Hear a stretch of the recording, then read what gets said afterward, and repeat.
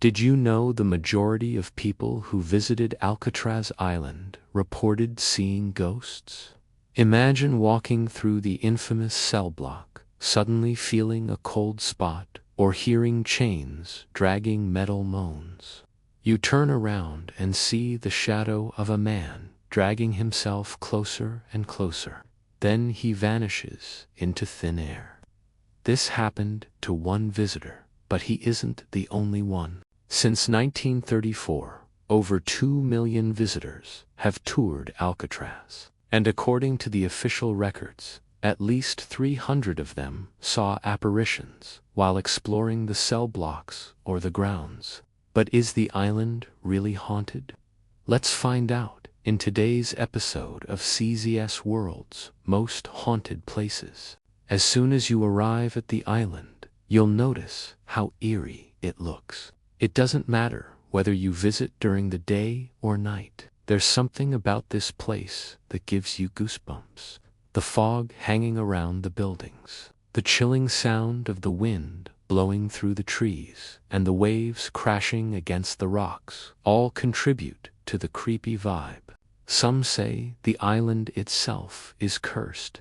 Others believe there's so much death on the island that the spirits of those who died here refuse to move on.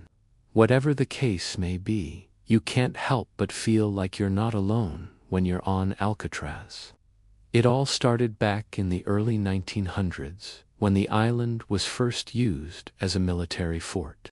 Over the years, several soldiers and Native Americans who lived on the island died under mysterious circumstances. Some say they took their own lives, while others claim they were murdered. Either way, their spirits are said to haunt the island to this day. One of the most active areas for paranormal activity is the cell block. Here, the spirits of former inmates are said to roam freely. Some have even claimed to hear voices coming from the cells, as if the prisoners were still there. In particular, there's a cell on the top tier that's known as the screaming room. It got this name because of the disembodied screams that echoed throughout the cell block at night. Many have heard these screams, and some have even recorded them. One of the most famous recordings was made in 1968 by a team of paranormal investigators. They were exploring the island when they heard a blood-curdling scream. They set up a recording device and captured what they believed to be the spirit of a prisoner screaming in agony. Another popular spot for ghost hunters is the library. It's said that the spirit of a former inmate named George Kelly haunts the shelves here. Kelly was executed in the gas chamber in 1942, and his ghost is said to appear as a shadowy figure walking up and down the stairs.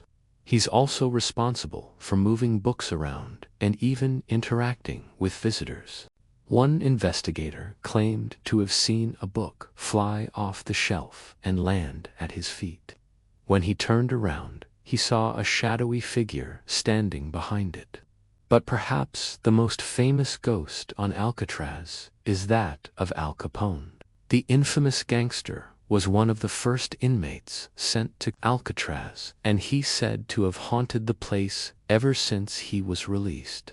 In 1939, people reported hearing the sound of a banjo being played late at night.